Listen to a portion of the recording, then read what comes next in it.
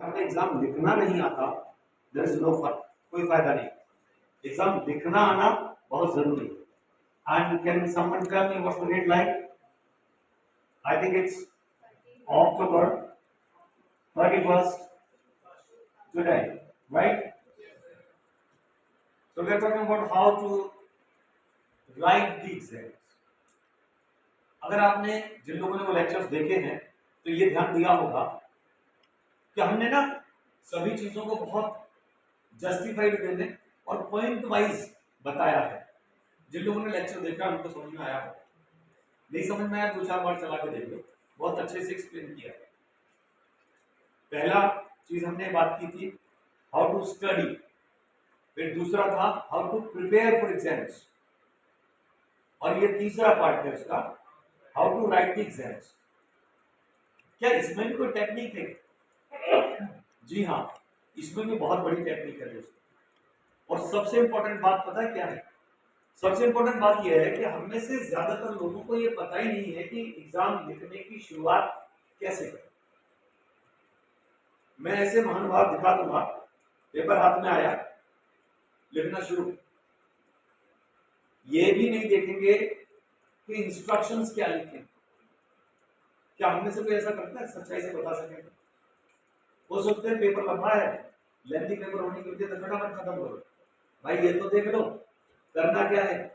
कई बार पेपर जो है वो फ्रैक्शंस में डिवाइड होता है, आपने देखा हो, पता लगा ए बी सी 3 फ्रैक्शंस दे रखे हैं, हर एक के अंदर 7 क्वेश्चंस हैं, 7 क्वेश्चंस ईच सपोज कर, और उन्होंने कहा do any 5 from all the fractions and all the fractions are compulsory to attempt, right? तो ये इंस्ट्रक्शन पढ़ ली। तो भाई सोचो अगर हम आंख बंद करके करना शुरू कर दे तो कोई फायदा नहीं है। तो सबसे पहला important topic is read the instructions.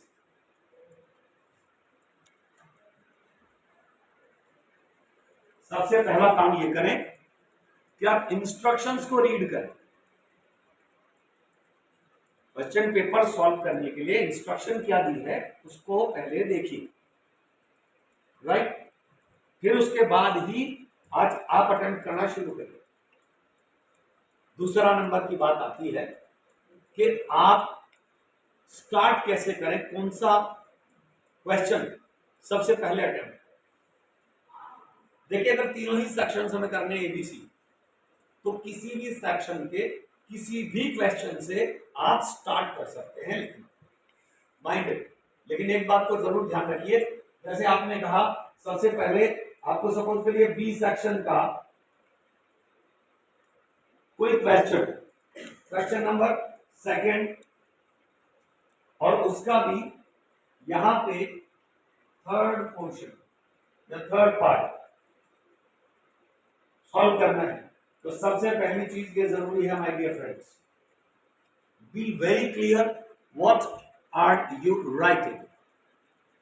तो बिल्कुल इस तरह लिखना है ताकि एग्जामिनर, देखिए याद रखिए एग्जामिनर के पास उतना टाइम नहीं है जितना आप सोच रहे हैं। देखो क्लियरली बताऊं आपको, एग्जामिनर को मिलते हैं इस बात के पैसे, एक एक कॉपी चेक करनी, अपना अनुभव शेयर करें। तो हर व्यक्ति कौन है ऐसा जो ज्यादा पैसे कमाना नहीं चाहता? बेटा डोंट फॉल डाउन। कोई व्यक्ति ऐसा है दुनिया में जो ज्यादा पैसे कमाना नहीं चाहता, सबको ज्यादा पैसे कमाना है। तो क्या एक एग्जामिनर भी चाहेगा मैं ज्यादा से ज्यादा कॉपियां चेक करूं, राइट? उसके लिए उसकी स्पीड तो ज्यादा होगी, तो वो ईच एंड एवरी वर्ड पढ़े। मुझे लगता नहीं आपका पूरा क्वेश्चन पेपर कितना लेंथी होता है, 32 पेजेस की तो मेन कॉपी होती है, कभी ध्यान दिया? Yes sir. और फिर उसके बाद बी कॉपी, हर बी कॉपी 4 पेज की होती है, सबको पता है 4 पेजेस फ्रंट एंड बैक मिला के, राइट? मैं अपना अनुभव शेयर करूं, मैंने अपने 10th क्लास में मैथमेटिक्स के पेपर, ध्यान देना मैथमेटिक्स जिसमें सबसे कम लिखना होता है, एक मेन कॉपी के अलावा 10 बी कॉपी भरी, क्योंकि बचपन में मैं भी छोटा ही था। मुझे क्या लगा पैसे तो पूरे वसूल लो, टीचर हर बार बोल रहा है, अरे भाई क्या कर रहा है, इतनी कॉपी का। मैंने कहा भर रहा हूँ। मैं क्या लिख रहा है ऐसा, कोई हिस्ट्री थोड़ा है। मैंने कहा जी मैं मैथ्स में इतना लिख रहा हूँ।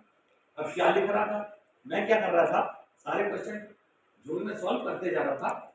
आप यकीन मानेंगे, इतना बढ़िया कमांड थी ना कि मैंने हर एक की डेरिवेशन में ली थी, साथ में फॉर्मूला कौन सा लगाया कौन से क्वेश्चन में, और उसको उसकी डेरिवेशन होती थी साइड में। कॉपी नहीं करेगी तो करेगी। लेफ्ट हैंड पे सारा रफ वर्क कर दिया, छोड़ा ही नहीं कुछ भी। वो कह रहा भाई तूने तो मैथ्स को हिंदी में लिख दिया। मैंने कहा सर जी इसका फायदा नहीं मिलेगा, बोर्ड में 100 में से 100 मार्क्स, फायदा नहीं है। हालांकि 100 नहीं आ पाए, 96 आए, 96%। तो थोड़ा खींचातानी हो गई थी एग्जामिनर से। उसने कॉपी खींची मेरी, उन्होंने देखा पेपर सॉल्व नहीं हो रहा, थोड़ा टफ पेपर आया, लोगों से सॉल्व नहीं हुआ, मैं 1.5 घंटे में कर लिया। उसके बाद तो मजे ले रहा था, सारी डेलीगेशन से वो सब लिख रहा। उसने मेरी कॉपी किसी को दे दी, चीट करानी, मैं क्यों करने दूं? ऐसा पेपर जो किसी से सॉल्व नहीं हो रहा, मैंने किया है तो मेरी मेहनत है। मैंने छीना, उसने भी खींचा, मैंने भी खींचा, कॉपी फट गई तो हंगामा कटना ही था। अब कॉपी फट गई तो कहीं ना कहीं तो मुझ पर पढ़नी थी, तो मैंने 2 नंबर कट गए, 50 में से 48 बोर्ड में, तो परसेंटेज तो कम होगी, 96% बैठ गया। ट्राई टू अंडरस्टैंड मैं क्या कहना चाहता हूं, खुल के लिखो, एक्सप्लेन करो, मगर आपकी शुरुआत ऐसी होनी चाहिए।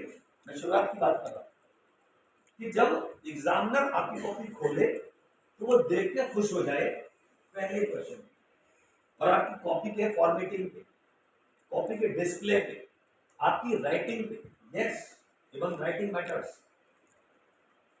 आप लोग चुनाव क्या करते हो कि देखा पहला सेक्शन यानी सेक्शन ए, पहला क्वेश्चन नंबर 1 आता है नहीं आता है, वहीं से स्टार्ट करना। उनमें से ज्यादातर लोग ऐसी गड़बड़ करते हैं, मत करो ऐसा। तो कहां से स्टार्ट करें?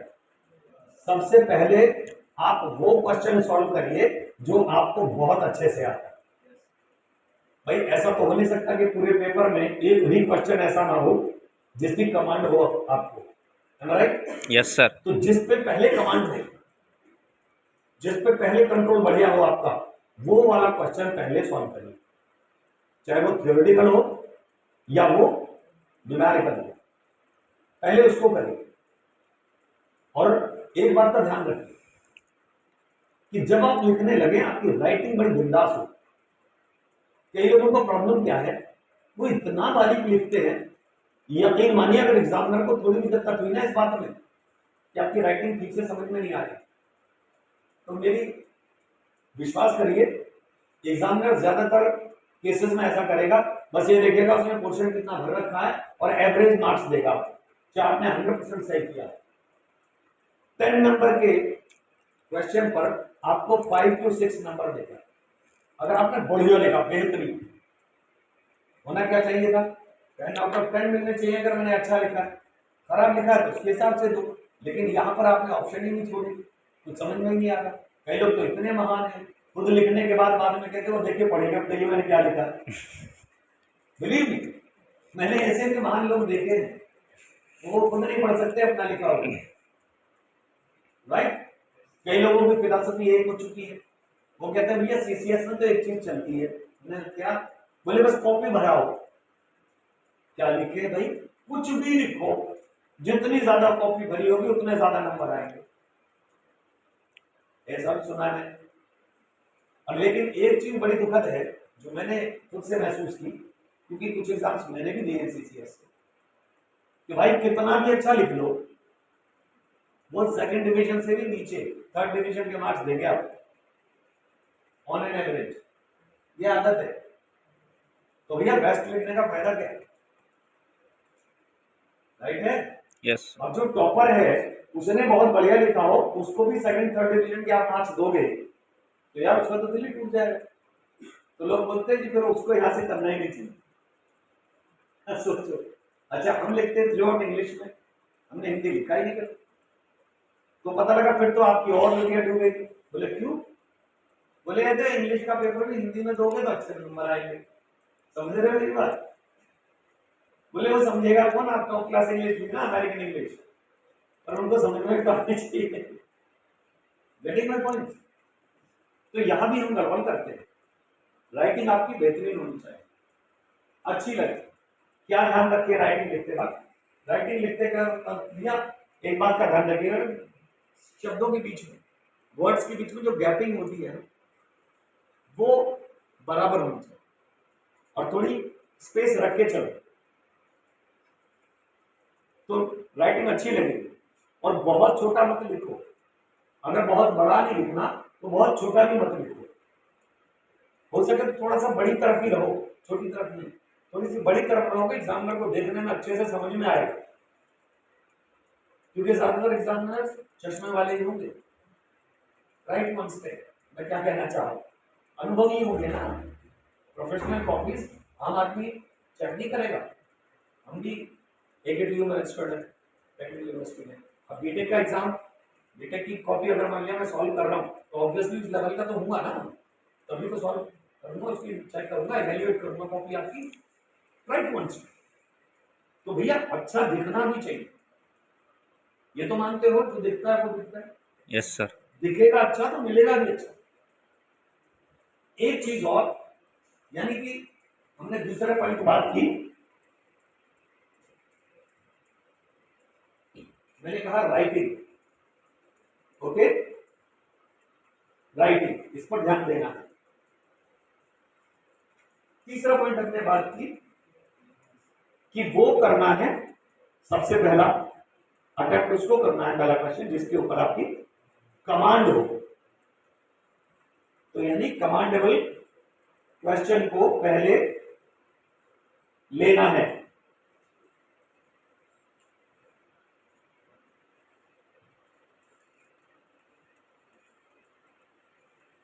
सबसे पहले कमांडेबल क्वेश्चन हो आपका, अंडर कमांड हो, कंट्रोल के अंदर हो, यानी जिसको आप अच्छे से जानते हैं, पहले वो सॉल्व करें। और अगली चीज जो भी बहुत इंपॉर्टेंट है, दैट इज फॉर्मेटिंग। दोस्तों ये शब्द आपके लिए नया हो सकता है, और ये भी मैं समझता हूं कि शायद किसी ने इस पर ध्यान भी ना दिया हो। हमें से ज्यादातर लोगों को ध्यान नहीं रहता इसको कैसे स्टार्ट करना, फॉर्मेटिंग में किसको कह रहा हूं। देखिए आपने देखा होगा जब भी हम कोई पेज पे कुछ काम करना स्टार्ट करते हैं तो उसमें कुछ टॉप मार्जिन रखते हैं, कुछ बॉटम मार्जिन भी रखते हैं, कुछ लेफ्ट मार्जिन, कुछ राइट मार्जिन।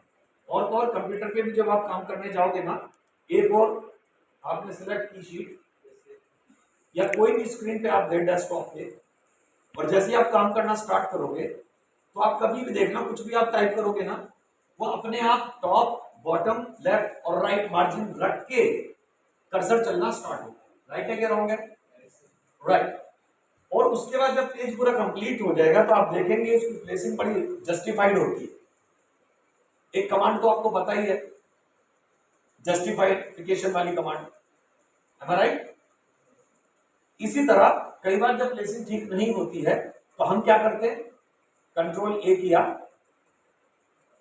और जस्टिफिकेशन कमांड मार दी, तो ऑटोमेटिकली जितना भी टेक्स्ट लिखा हुआ है उसको जस्टिफाई करके पेज के हिसाब से ठीक कर देगा। वरना हम लोग क्या कर देते हैं, पेज है इतना बड़ा और बस हम इतना सा लिख के बैठ गए, है राइट? वो ठीक नहीं लगेगा। अगर उसका प्रिंट प्रीव्यू आप देखोगे तो बड़ा अजीब सा दिखाई देगा, पेज पूरा खाली। जब जगह है तो यूज करो। क्या करना चाहिए भाई, फिर अपने आप करोगे तो आप भैया सिलेक्ट करके फॉन्ट ही बड़ा कर दो, है राइट? पॉजिंग देखो, कहीं एंटर मारो, प्लेसिंग ठीक करो, यही सब फॉर्मेटिंग कहलाता है राइट? तो आपको पेज की फॉर्मेटिंग भी देखनी चाहिए, कैसे करना चाहिए उसका एक एग्जांपल फॉर्मेटिंग का आपको बता रहा हूं। ये सब बिठा रहा हूं, is it okay? Right, formatting का एक एग्जांपल देखते हैं।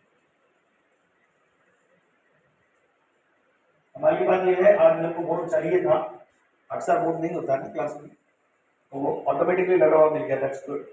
देखिए जैसे मैंने एग्जांपल लिया था कि अगर हम बी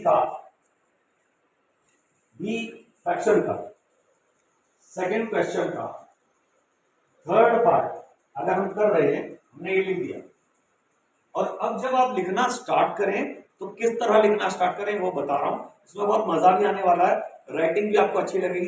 देखिए अगर आप ये चाहते हैं कि एग्जामिनर आपको अच्छे मार्क्स दे, तो सोचिए उसका बेहतरीन तरीका यह है कोई एग्जामिनर ही आपको ये बता दे कि अगर आप ऐसे करोगे तो मुझे देखने में अच्छा लगेगा। तो आज एग्जामिनर ही बता रहा है, इससे बढ़िया तो कोई बात हो नहीं सकती कि भाई अगर आप अपने आप को मुझे ऐसे प्रेजेंट कर दो तो मैं आपको फुल मार्क्स दे दूंगा, और सोचो आप हूबहू वही कर दो तो मैं मार्क्स काटूंगा, तो मजबूरी है मार्क्स दे देना, इसलिए आपको ये चीज बताने वाला हूं। तो आप यहां से स्टार्ट करेंगे, देखिए यहां से सपोज कर यहां से लिखना स्टार्ट कीजिए, यहां छोड़ दीजिए, लीव इट, राइट मार्जिन छोड़ दें, यहां लेफ्ट मार्जिन आपने छोड़ रखा है, एक्चुअली देखें तो यहां से लिखना स्टार्ट किया, और फिर जो ये अगली लाइन आएगी, कईयों को ये समझ नहीं आता फिर अगली लाइन कहां से शुरू करें सर, तो जरा देखिए फिर यहां से शुरू करिए बड़े मजे से, और अगर ये मार्जिन के बाहर आप लिख रहे हो इसको, लेफ्ट मार्जिन खींचे रहती है, कई बार लाइन खींचे रहती है, तो फिर ये वाली चीज यहां से स्टार्ट ना होकर के फिर यहां इसके नीचे से स्टार्ट होगी, है ना राइट? यस और ये चाहिए, और सपोज करिए यहां टेक्स्ट खत्म हो गया। बहुत बढ़िया एग्जांपल के साथ बता रहा हूं, क्लियरली करके दिखा रहा हूं, practically, you know that I show everything very practically. तो थर्ड चीज देख लीजिए, अगला जब लाइन स्टार्ट करें लिखना, सपोज करिए यहां लिखिए 3 लाइन खत्म हुई, तो फिर वापस यहीं से स्टार्ट करिए लिखना, फिर से यहां खत्म हो गई।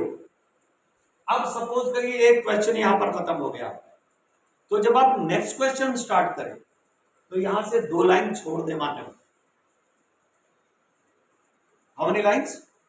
2 लाइन, एटलीस्ट 2 लाइंस, 2 में 3 लाइंस भी छोड़ देंगे चलेगा, एक लाइन छोड़ने से नहीं चलेगा। ये क्यों करा रहा हूं वो भी बताऊंगा आपको, और आज एक ऐसी टेक्निक भी बताने वाला हूं कि अगर हमें क्वेश्चन पेपर में कोई क्वेश्चन नहीं आता तो क्या फिर भी हमें वो अटेम्प्ट करना चाहिए, और अगर हाँ तो किस तरह ऐसे अटेम्प्ट करें कि उस पर भी मार्क्स मिल जाए। I am going to tell you this technique also. आज एग्जामिनेशन की सारी प्रॉब्लम सॉल्व करने वाले हैं, don't have to worry about. तो सपोज करिए यहां मैंने एक क्वेश्चन खत्म किया, सपोज कर लीजिए, और यहां से मुझे याद आया कि क्वेश्चन नंबर 1 का फर्स्ट पार्ट मुझे अच्छे से आता है, तो मैं यहां डाल दूंगा क्वेश्चन 1 और इसका पार्ट 1 ये डाल दूंगा, और सेक्शन अगर ए है तो यहां पे मैं सेक्शन भी डाल दूंगा, I put the section also a, right, question number 1 part number 1, I will start like this. और ये जो नेक्स्ट क्वेश्चन है, जैसा मैंने पहले ही कहा, यहां इस बीच में 2 लाइंस या 3 लाइंस छोड़ देंगे, फिर नीचे से स्टार्ट करेंगे, स्टार्टिंग बिल्कुल वहीं से होगी। तो अगर आप देखोगे ना, मैंने कुछ भी नहीं लिखा है, बट स्टिल एक डेकोरम आ रहा है, एक डेकोरम, एक सिस्टम लग रहा है लिखाई का। और जब किसी पैटर्न के साथ, किसी फॉर्मेटिंग के साथ हम कोई भी चीज लिखते हैं ना या प्रेजेंट करते हैं, तो आप भी जानते हैं प्रेजेंटेशन का एक खेल है, चाय या कॉफी 400-600 रुपए की भी मिलती है, और वही चाय या कॉफी 20 और 50 रुपए की भी मिलती है। फर्क क्या है? प्रेजेंटेशन। 5 स्टार 7 स्टार्स में 600 रुपए की कॉफी 800 रुपए की कॉफी मिल गई। It's all the game of presentation, right? वहां जैसे ही आप जाएंगे, आप गाड़ी जाके रोकेंगे, पहली बात तो शॉफर ड्रिवन होती है ज्यादातर ऐसे में, बट स्टिल अगर आप खुद भी ड्राइव करके गए हैं, जैसे ही आप कॉरिडोर में पहुंचेंगे, वहां गेट पे होटल पे, भाई साहब तुरंत बंदा कोई आएगा दौड़कर, एक सैल्यूट मारेगा, और फिर आपसे आपका दरवाजा खोलेगा, आपको बाहर आने के लिए बोलेगा, आपकी कार में बैठेगा, आपको कुछ नहीं करना, आपको तो करके चले जाना। Getting my point? और तुरंत आपकी कार लेकर पार्क में डाल के वापस, तब तक आप रिसेप्शन पर पहुंचेंगे ना अंदर, वहां आपकी चाबी पहुंच चुकी होगी। ऐसे ही गेट पर दरबान जो खड़ा होगा, एक दरबान गेट खोलेगा तो दूसरा दरबान फट से आपको सल्यूट मारेगा। इसी बात का तो पैसे प्रेजेंटेशन चल रहा, आपको लगेगा तो मैं राजा महाराजा हूं क्या, मैं कोई डिफेंस का ऑफिसर हूं, सीरियसली, क्योंकि खेल तो इससे हो रहा है, खेल तो प्रेजेंटेशन का है। महंगा क्यों हो गया, राइट भाई? वो जो किराया भर रहे हैं या इतना खर्चा कर रहे हैं 5 स्टार में मेंटेन करने के लिए, वो आपसे मुझसे तो निकलेगा? सोच के देखिए ना, बिजनेस नहीं होगा तो थोड़ी चलेगा। Hotel Taj, Oberoi Sheraton, the Lalit, the Leela, continental, Radisson, any good hotels if you talk about, जो लोग गए हैं 5 स्टार्स 7 स्टार्स के ट्रीटमेंट्स देखे हैं, तो आप समझ सकते हैं। तो this is all the matter of presentation. अगर आपकी प्रेजेंटेशन ठीक है, मार्क्स आपके अच्छे आने वाले हैं, माइंड इट। तो ये तो फॉर्मेटिंग समझ में आ गया, एम आई राइट? अब सपोज कर लीजिए जैसे ये क्वेश्चन खत्म हुआ, उसके बाद भी 2 या 3 लाइन फिर से छोड़िए और आगे से स्टार्ट करिए। अब सपोज करिए बिल्कुल नीचे बस 2-3 लाइन ही बची हैं और 3 की बजाय 4 लाइन बच रही है, सपोज करिए, और आप एक नेक्स्ट क्वेश्चन स्टार्ट करने वाले। तो अगर आपकी ये कंडीशंस पूरी होती हो तो क्वेश्चन स्टार्ट करिए, वरना नेक्स्ट पेज पे जाइए, उस पर लिख दीजिए बड़ा सा PTO, मतलब आपको तो पता ही, या फिर ज्यादा जल्दी है तो एक एरो मार्क लगा दीजिए। भाई साहब आगे चलो, पलटेगा, राइट? अदरवाइज मैंने बोला PTO लिखो, ओके। नेक्स्ट पेज पे वापस से स्टार्ट करें। हर जगह पर मैं आपको 2-3-4 लाइन, ये 2-3 लाइन क्यों छुड़वा रहा हूं? देखो बहुत ज्यादा छोड़ोगे 4-5-6 लाइन तो अजीब लगेगा कि वेस्ट कर रहा है एग्जाम में, लेकिन 2-3 लाइन छोड़ने से कोई नुकसान नहीं है। बाद में आप क्या कर सकते हैं बताओ? सपोज करिए पेपर आपके हिसाब से लिखाई थोड़ी कम हुई, तो बाद में आप पता क्या कर सकते हो? 1-1, 2-2 हर क्वेश्चन के नीचे नोट डाल देना और पूरे क्वेश्चन का कंक्लूजन उस 1 या 2 लाइन में लिख देना जो मैं छुड़वाते आया था लास्ट में। आप यकीन नहीं मानोगे, एग्जामिनर के ऊपर इतना तगड़ा इम्पैक्ट पड़ेगा कि यार बच्चा केवल ऐसा नहीं है कि जानता नहीं हो, जानता तो है ही, पर जरा ज्यादा गहराई से जानता है। कंक्लूजन मुझे निकाल के दे रहा है, और कई बार एग्जामिनर्स पता क्या करते हैं? बस कंक्लूजन ही पढ़ते हैं। वो कहते हैं रियल कंटेंट पता है बंदे को। हम में से कई लोग देखे होंगे कि 5 नंबर के क्वेश्चन में अगर इतना बड़ा आता है लिखने तो पता लगा हम 2 नंबर में भी अगर इतना ही लिखे तो कोई फायदा तो है नहीं, और 10 नंबर का है तब भी हम इतना ही लिखे तो कोई फायदा नहीं। तो भैया उसका लेंथ क्वेश्चन बढ़ानी घटानी पड़ेगी एज पर द मार्क्स। और सोचो एमसीक्यू में आ जाए तो एमसीक्यू में तो केवल कंक्लूजन है, ओनली 1 लाइनर होता है एमसीक्यू, आपको केवल करेक्ट करना है और कुछ नहीं करना। You have to just take it. Multiple choice questions, there are 4 choices and you have to take 1, right? लेकिन वो भी तो वही करेगा जिसको पता हो क्वेश्चन का। This is why I am saying, तो नॉलेजेबल तो आपको होना ही है। और जैसा मैंने कहा, जैसे क्वेश्चन की डिमांड हो वैसा लिखेंगे आपको फुल मार्क्स मिलेगा। तो हम में से कई लोगों को ये पता नहीं है कि अटेम्प्ट कैसे करना, मार्क्स के हिसाब से attempt as per the marks. MCQ में कहानी थोड़ी लिखनी। मैंने देखा कई लोग 2 नंबर का क्वेश्चन है इतना सारा लिखे। अरे 2 नंबर का क्वेश्चन है तो 2 नंबर जितना लिखो भाई, वरना औरों का टाइम चला जाएगा। आप में से ज्यादातर लोगों का शायद प्रॉब्लम हो, मेरा भी था। यस, पहला ही क्वेश्चन इतना बढ़िया कर दिया कि उसकी लेंथ इतनी ज्यादा हो गई या टाइम इतना ज्यादा कंज्यूम हो गया कि पता लगा बाकी सब में से काटना पड़ेगा। है राइट? यस और सर। देखो टाइम तो उतना ही रहने वाला है, एग्जाम का टाइम फ्रेम उतना ही है, तो हम बाकी कट शॉर्ट करेंगे। और जिनको बहुत अच्छा टाइम दे सकते थे सबको अच्छा करते, एक को बहुत अच्छा, एक को इतना सा अच्छा, नहीं चलेगा, डिसबैलेंस हो जाएगा, सारे मार्क्स कटेंगे आपके। फिर आप घर आके पता क्या कहोगे, मैंने तो सारे क्वेश्चन किए, अच्छे से किए, बस 2-4 लाइन काटी, फिर भी मार्क्स अच्छे नहीं आए। अच्छे क्यों नहीं आए? क्योंकि आपने एक क्वेश्चन पर ज्यादा टाइम कंज्यूम करा। तो आपको ये भी सोचकर चलना पड़ेगा माइंड में फट से, जैसे ही आप क्वेश्चन पेपर रीड करते हैं स्टार्टिंग में, आप वहां दे दीजिए अपने आप को 2-4-5 मिनट, कोई फर्क नहीं पड़ेगा, उसको आगे मैनेज किया जा सकता है। और नहीं पढ़ा तो इसका खामियाजा लास्ट में भुगतना पड़ेगा।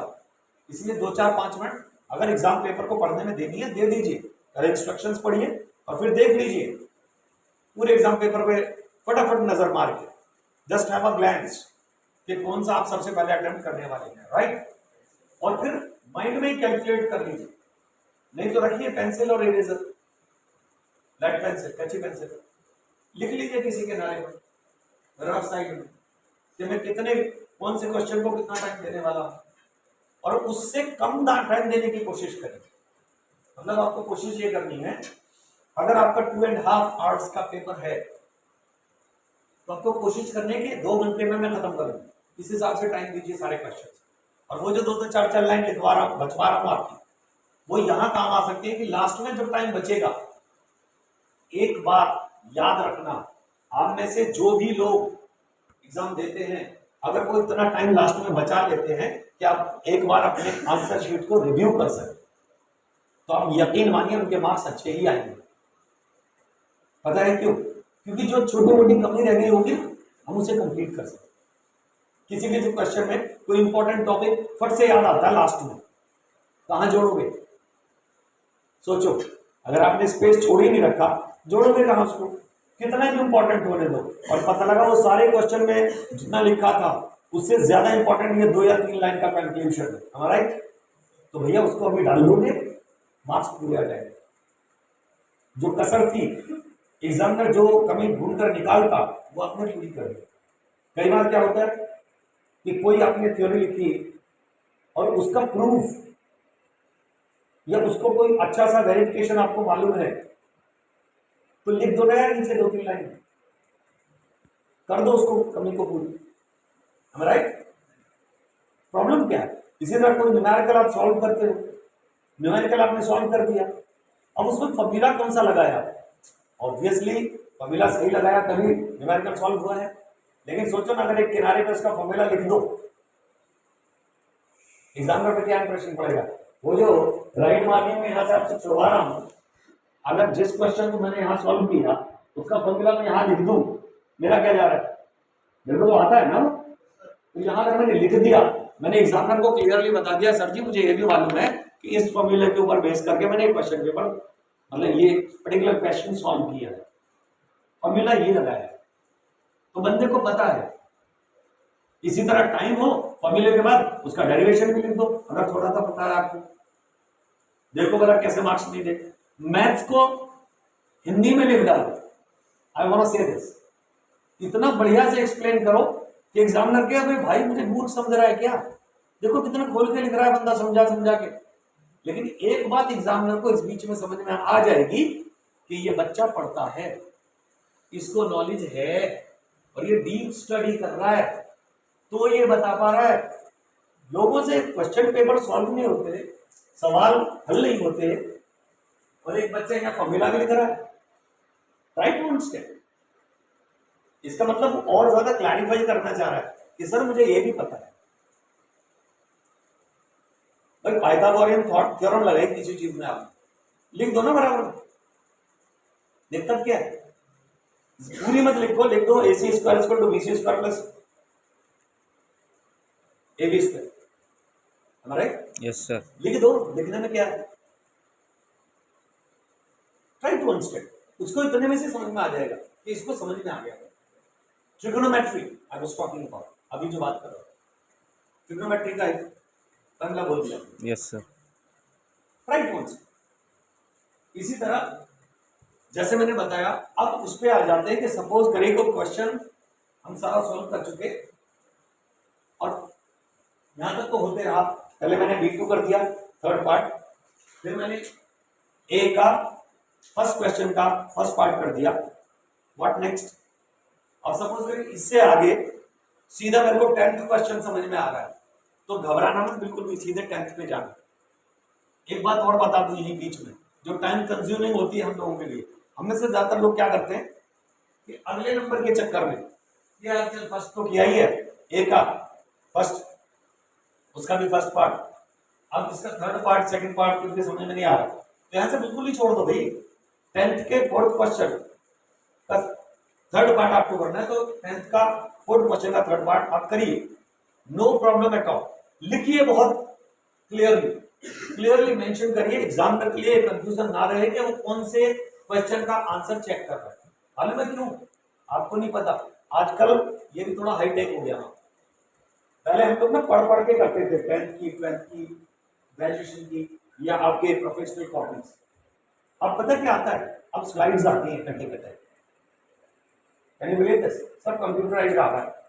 आपने देखा होगा फर्स्ट पेज में कंप्यूटराइज्ड शीट भी होती है आजकल, किसी टेक्निकल एग्जाम में जाओगे ना आप एग्जाम दे तो डॉट्स आपको कलर करने होते हैं, याद है किसी ने दिए ऐसे? ऑब्वियसली दे ही रहे हम।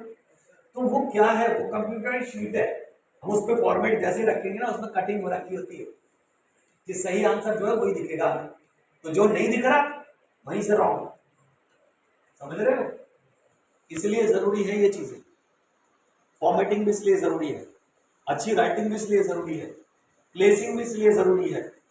और अब मैं कह रहा हूं कि सपोज करिए जो क्वेश्चन बीच में नहीं आ रहा उस पर टाइम वेस्ट नहीं करिए, skip this, skip the question and go next. Okay, अब सपोज करिए लास्ट में जाते जाते 10th क्वेश्चन लास्ट क्वेश्चन है, सपोज कर दिया, वो आपने कर दिया, लेकिन बीच में कुछ 5 क्वेश्चन छूट गया, ओनली 5 में, तो वापस आप फर्स्ट से स्टार्ट करो।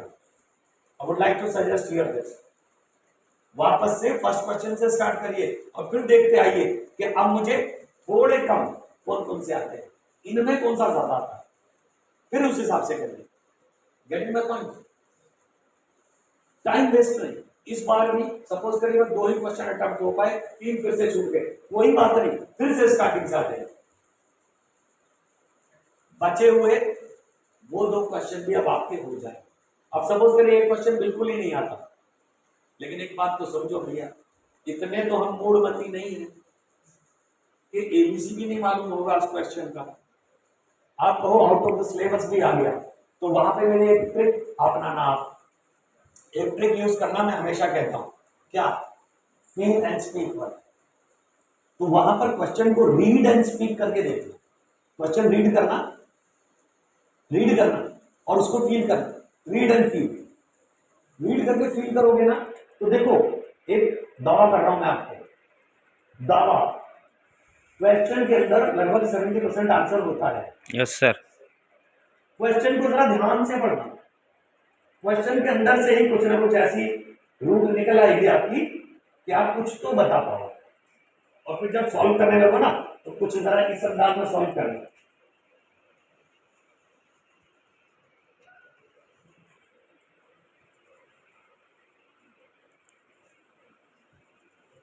कि आपने सपोज करिए 5th क्वेश्चन का ये 4th पार्ट आप कर रहे हो, आपको आता नहीं, क्वेश्चन तो पता है, क्वेश्चन की जो मेन चीज है उसका ये हेडिंग तो डाल सकते हो, यहां पे डालना हेडिंग, डाल दिया भाई, यहां से लिखना स्टार्ट कर दिया, यहां हेडिंग डाला, इसको आगे छोड़ देना खुला, क्योंकि कई बार है ना हमें तो आता ही नहीं, कई बार रिकॉल होगा, अबे ये मैंने पढ़ा था, इसका तो ये मतलब होता है, तो फिर वो यहाँ लिखने के काम आ जाएगा, इसलिए छोड़वा रहा हूं, यहां तक है लिखने का एरिया, इसलिए मैंने कहा यहाँ की बजाय यहाँ नेक्स्ट लाइन से स्टार्ट करना, ये एक लाइन मेरे पास बच जाती है सेफ्टी के लिए, और नहीं भी लिख रहा हूं तो भी खराब नहीं लग रही, आप देख सकते हैं खुद ही, और नेक्स्ट लाइन तो फिर वहीं से आ जाएंगे। ओके, फिर अगला पॉइंट बनाइए अपनी मर्जी से, पॉइंट नंबर 2 जो भी कुछ बनाए, फिर यहां से लिखना स्टार्ट करिए, और याद रखना छोड़ते चले जाओ जरा,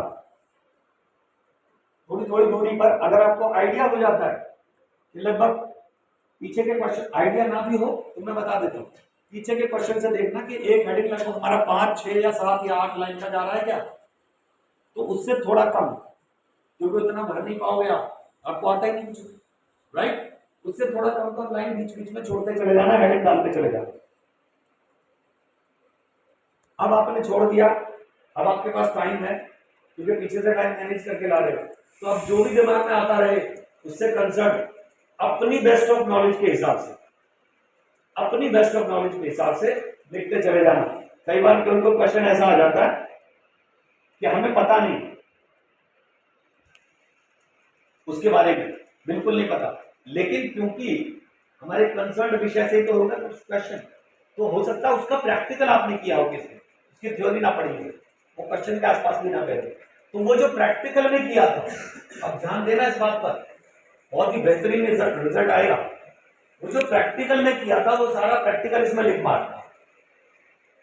मैं आपको एक बात का चैलेंज करता हूं, अगर आपने प्रैक्टिकलिटी में काम किया है और आपने प्रैक्टिकल लैंग्वेज लिख दी इसमें, तो एग्जामिनर पहले से ज्यादा मार्क्स आपको देगा थ्योरेटिकली, क्योंकि एग्जामिनर बेवकूफ नहीं है, उसको ये पता है कि ये बच्चा प्रैक्टिकल में बैठा होगा, इसने प्रैक्टिकल किया होगा, इसने वही लैंग्वेज लिखी है। और आप यकीन मानेंगे, मैं अपने इंजीनियरिंग के टाइम की बात कर रहा हूं, मेरा कल एग्जाम है और आज मैं बास्केटबॉल का नेशनल्स खेल के आया था, कल एग्जाम है, दोपहर में लैंड किया, लैंड करते ही डंडे से भागे, अपने रूम पर पहुंचे, वहां देखा सब पब्लिक पागल होकर लगी पड़ी गई, एग्जाम की तैयारी, कल पेपर है, राइट, रिटन एग्जाम। अब मैं भाई थका हुआ आया हूं, नेशनल इवेंट खेल के आया हूं, मैं पहले सोऊं या पढ़ूं, तो मुझे अच्छा लगा पहले सो, अपन नहाए धोए, लंच किया, खींच के सो गए, 2-3 घंटा सो के उठे फ्रेश। अब देखा टारगेट, मैं आपको बता रहा हूं सिलेक्टेड स्टडी का तरीका, कि लास्ट मोमेंट पर इनके हम कुछ कर सकते हैं, वही बता रहा हूं। मैंने देखा भाई इतनी सारी प्रेसिंग है, मतलब बुक्स, एग्जाम में सिलेबस इतना सारा है, लास्ट मोमेंट पर अगर मैं कुछ भी कर लूं पूरा तो कवर होगा ही नहीं, तो अब क्या हो सकता है, अब केवल एक काम हो सकता है, रीडिंग मारी जा सकती। अब रीडिंग किसकी मार, थ्योरेटिकल बुक्स बड़ी मोटी मोटी, तो मैंने उठाई प्रैक्टिकल प्रेसिस और सीधा उठा के प्रैक्टिकल की रीडिंग लगानी शुरू की, जो जो टॉपिक इंपॉर्टेंट लगा वो थ्योरेटिकल से देख लिया, माइंड में सब था। और आप यकीन मानना पूरी दुनिया ने तो तैयारियां की, रात भर भी जाग के रहे, कई तो ऐसे थे जो नॉन स्टॉप पढ़ते रहे, और सुबह जब पेपर के लिए जाने लगे तब यूं कर रहे थे, कई तो एग्जाम में भी फिर डल हो गए, पूरा नहीं लिख पाए, और हम तो बिंदास सोए हुए, रात में भी अच्छे से सो लिए, 3 घंटा उस टाइम पढ़ाई की, फिर 2-3 घंटा रात में बैठे और जम के। लेकिन हाँ एक चीज थी भाई, अपना कंसंट्रेशन इतना जबरदस्त है कि पूरा 100% एक ही चीज के ऊपर फोकस कर रहे, जिस समय जो काम कर रहे होते हैं उसमें पूरी तरह डूब के करते हैं। ये आपको करना, पक्का यही करना, और फिर इतना डूब के पढ़ा कि 2 साल की पढ़ाई करोगी या 3 साल की पढ़ाई 3 घंटे में कर पाए। और अगले दिन जब एग्जाम आया, थ्योरेटिकल आपने को पता ही नहीं था, तो लिखने का सवाल ही नहीं, तो क्या लिखा, जो प्रैक्टिकल में किया था। आप यकीन मानना प्रैक्टिकल क्लासेस में बच्चे जाके इधर उधर छुप छुप के सोते थे, और मैं वो था कि प्रैक्टिकल क्लासेस में जाके पूरा ये मशीन बिगाड़, उसको उल्टा पुल्टा कर, इसको खराब होता है होने दे, कोई खराब मशीन है उस पर जाके घुस गया, तो खराब तो ये है ही। एग्जाम वो भी क्या बोलेगा, इंस्ट्रक्टर क्या बोलेगा, इंस्ट्रक्टर बोल अरे इसको क्यों छोड़ रहा है, ये तो बहुत दिन से खराब पड़ा है, सर इसीलिए तो लगा खराब तो है ही, करके रहा है, ठीक करने की कोशिश कर रहा हूं। अरे भाई पहले से खराब है, मैंने कहा तो ठीक भी हो सकता है ना, और पता लगा मैंने ठीक कर दिया, और कॉन्फिडेंस आ जाता है मुझे तो ऐसे नहीं, भाई खराब तो है भाई, मैं ट्राई मार के देख लेता हूँ, नहीं तो तेरा खराब तो खराब है, ट्राई मारा हो गया तो सोचो तारीफ कितनी होगी। तो भाई एग्जामिनर में पूरा प्रैक्टिकल लैंग्वेज लिखा, और पूरा प्रैक्टिकल लैंग्वेज लिखने के बाद आपको रिजल्ट बताऊं, I was 5th ranker in all India ranking.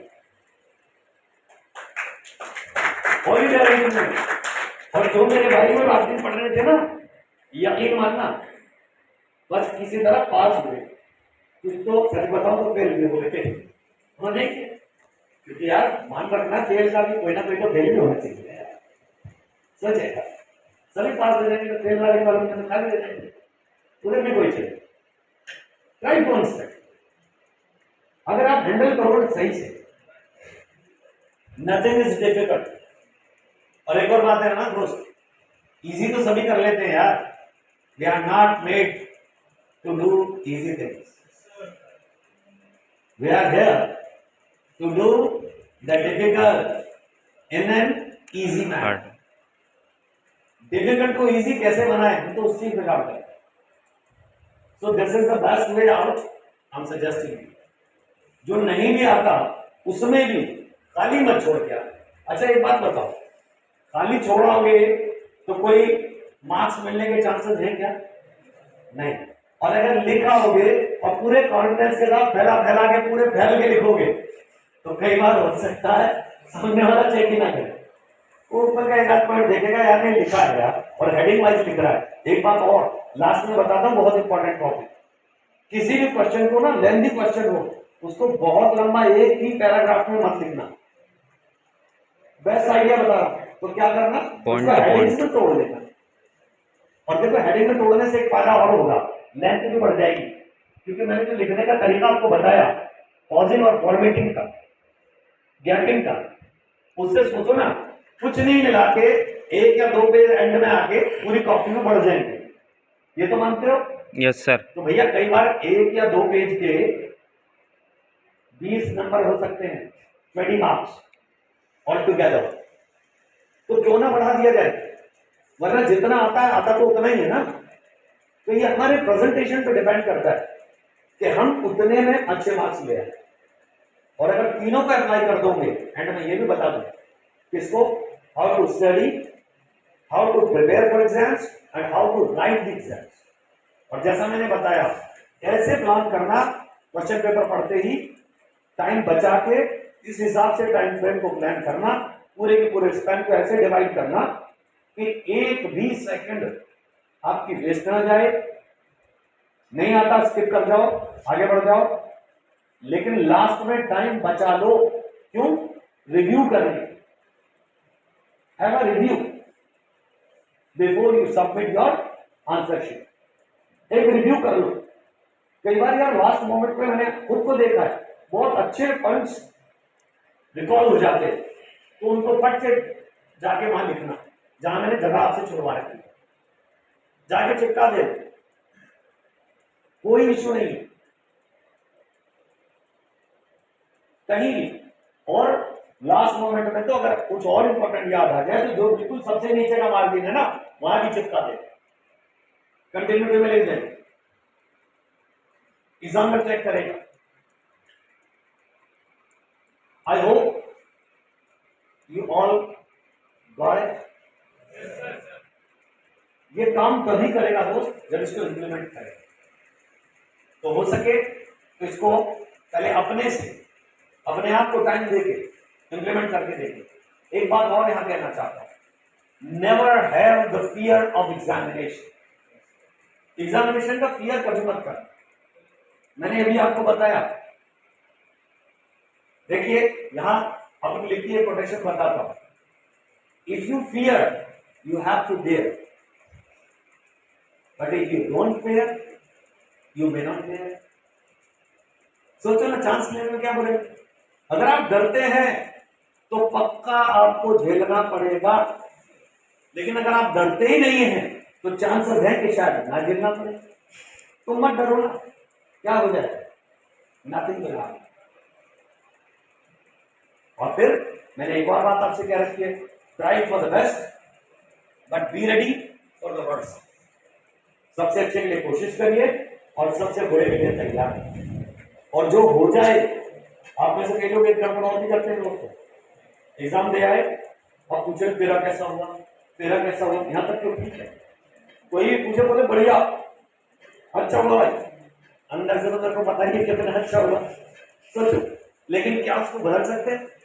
फिर सब पिट रहे भाई, यार मेरा तो हो गया यार, मेरी तो हो गई, मैं यार कैसे करूं। अरे कैसे करूं, अब कुछ नहीं कर सकते, ना अच्छा कर सकते हो ना खराब।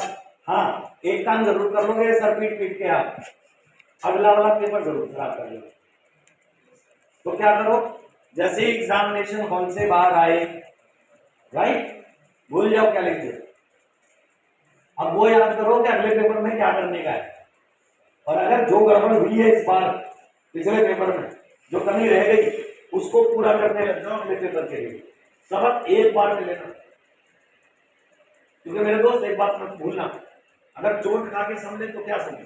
देखो, गिरकर तो सभी समझते हैं, लेकिन समझदार ज्यादा वो है जो गिरते को देख कर समझता है। अगर गिरकर ही समझना है, कब तक गिरोगे, कितना गिरोगे, हर रोज गिरना पड़ेगा।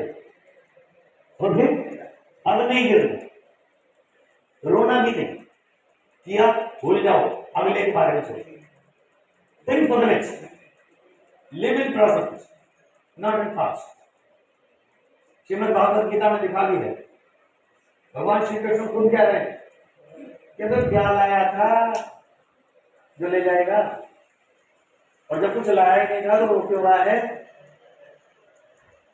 और सोचो, उसके लिए तो इसलिए मत रो जो पीछे चला गया, क्योंकि उसमें आप कुछ बदलाव नहीं कर सकते चाहकर भी। और जो आगे आने वाला है उसके लिए इसलिए मत रो मेरे दोस्त, क्योंकि वो अभी तुम्हें पता ही नहीं है कि होने क्या वाला है। क्या पता वो अच्छा ही हो, तो पहले से क्या करो, be in present, live in present and do your best. Okay my dear friends, at this wonderful note, I'd like to call it a day. I'd like to say goodbye now and catch you tomorrow. Till then, have a wonderful day ahead. And same to you people. You're welcome.